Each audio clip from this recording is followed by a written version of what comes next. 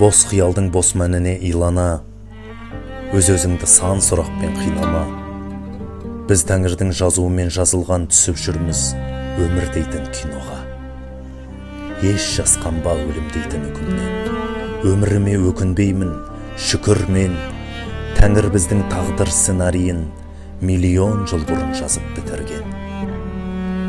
Тағдырыңнан көрсеңдағы қандай сын, ажал келмей аманатты жалғайсың. Өз өмірің өлшемі жоқ өз киноң, әрине басты рөлді өзің ғана сомдайсың. Қиындыққа тап келгенде не түрлі, ар-ожданның аулына бұр бетіңді.